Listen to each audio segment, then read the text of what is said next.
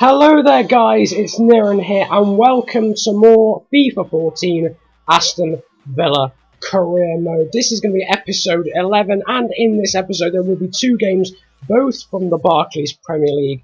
The first is going to be an extremely difficult game up against Manchester United and the second will be against Southampton. So two games that are going to be very difficult. After this, there's only 3 games until the January transfer window begins, so I'll be asking for your opinions on who I should be buying as I just flick through my scout reports at this current time. I will not be getting a next gen console even straight away. Unfortunately, I don't particularly have the money, but hopefully for Christmas I'll either be able to get a PS4, most likely a PS4, or the Xbox one of the two, I'm hoping anyway, and then I'll be able to do a next-gen career mode series and other FIFA videos on that. But for now, we have to play Manchester United, and going into this one, I'm not going to lie, I was just hoping for a win. I was going to put out my strongest team and just hope beyond belief that we'd somehow either get a draw or somehow, against all odds, a win. My strongest team pretty much put out. Shay Given would be in goal, Bruma, Backley and Benteke the men to play up front with the regular defence and the regular midfield.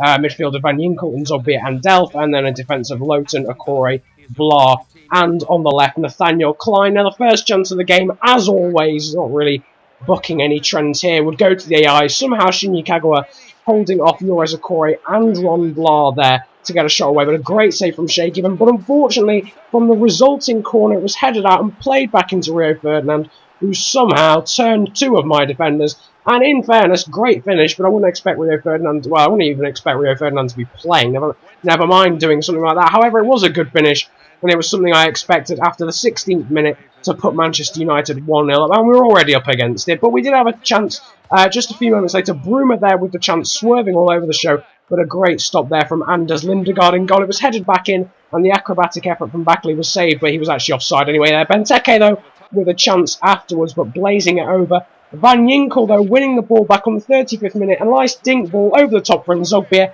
and on the half volley into the bottom left corner. Great finish there to equalise and make it 1-1. I was running around my living room, as I usually do when I'm in a situation of scoring against a big team. And that that made it 1-1. It was a great goal.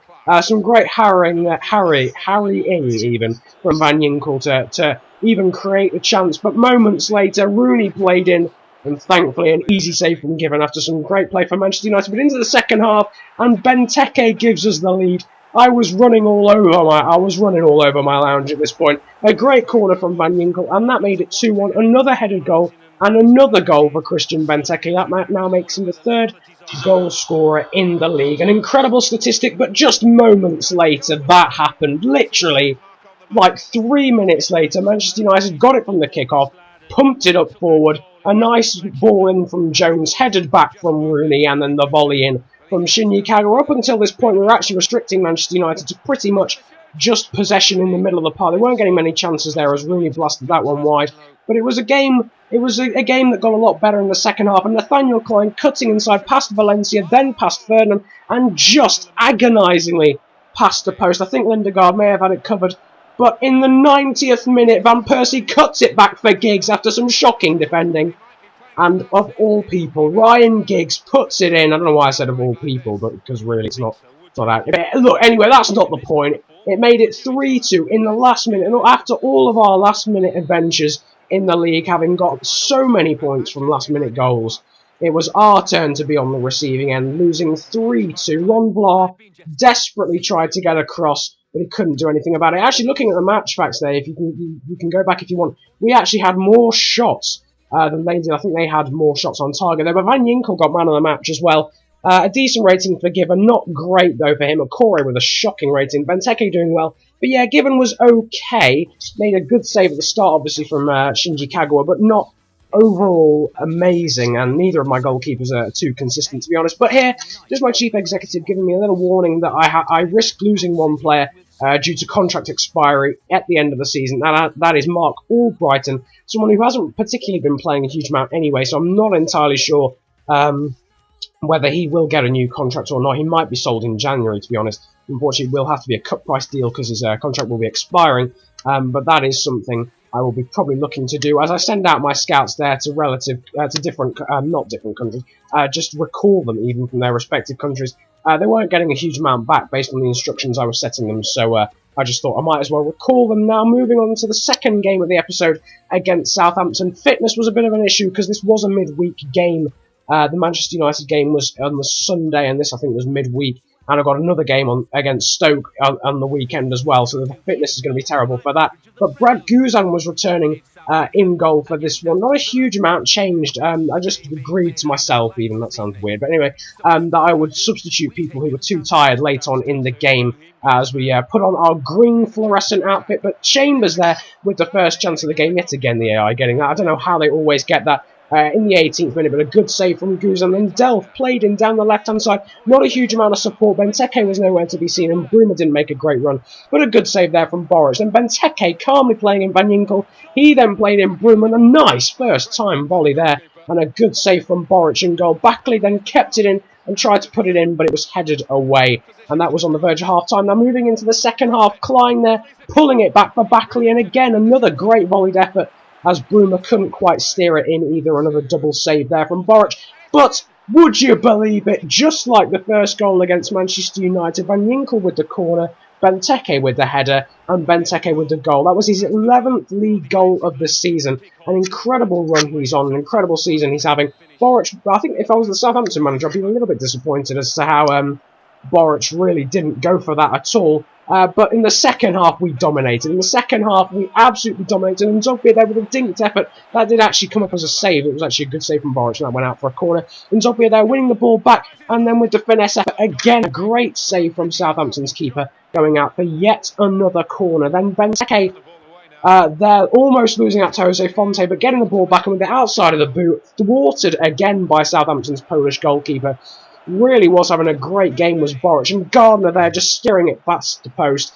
Gary Gardner, who did in fact come on, I think, for Zogbia late on in the game. And Bruma there, just to top it all off, cutting inside and agonisingly close to that top left corner. But that is how it ended, 1-0. A game we could have easily won by 2 or 3 goals, in fairness. It was very close in the first half, actually. The stats were 2 shots to us, 1 shot to them. It was an extremely boring first half, but by the end of the game, we'd had 13 shots and 7 on target, so we really did come into our own in the second half. But now moving on to the player ratings, the best player for us was Nathaniel Klein, but actually for the first time I think this season, someone on the opposition team got man of the match. That was in fact Artur Boric, the goalkeeper. But good ratings for Nzogbia, Benteke, Akore and Vla as well as Van Ginkel and Brad Guzan in goal. But moving on from that, we now have another international job offer, as well as the Poland one, which I've decided to stall until next episode, which is when I'll make a decision on that. But here we have the United States FA. Not a European team, obviously, this time, so there'll be no competition in the Euros, in the European competition. They have actually licensed the World Cup this time, which is quite cool. There you could just see the Poland job offer, stalling it again, and going for the stalling of the American one as well, just for now. USA, they have some good players. Obviously, they've got Landon Donovan and Clint Dempsey and some players like that. But they don't particularly have a huge amount of young players.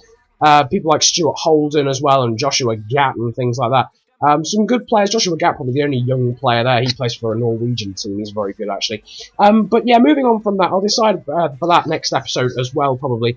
But having recalled my scouts, I'm sorry, that's what I was going to say. I decided to send them out to respective countries. The first went to Germany, the second to Spain, and the third out to the Netherlands. Obviously, I've been to all 3 of those nations before, but I didn't know whether recalling them and then sending them back out as sort of a fresh start would encourage them to get newer players, if you like, as well. Now, just looking at the league table after this episode, just to bring things to an end, Liverpool are actually top ahead of Manchester United and us, just a point off the top now, with everyone playing the same amount of games. Despite that loss against Manchester United, we are still in the top 3 and just a point off the top. Manchester United must have lost as well, because they have dropped behind Liverpool. But Spurs, they're rounding out the Champions League places ahead of Newcastle, Chelsea and Manchester City. They've got West Ham, West Brom, Arsenal and Southampton ahead of Everton. So all 3 of those teams having not had great starts to the season, or even halves to the season, because we're almost in January. But in the relegation zone, Cardiff, Sunderland and Hull City there with Norwich just outside. But I'm hoping you've enjoyed this episode. Like and subscribe if you did. Comment about enjoying it if you enjoyed it that much. And yeah, I hope you have a good day, enjoy yourselves, and goodbye. And don't forget to comment about what I should do with the international jobs over the next 2 videos.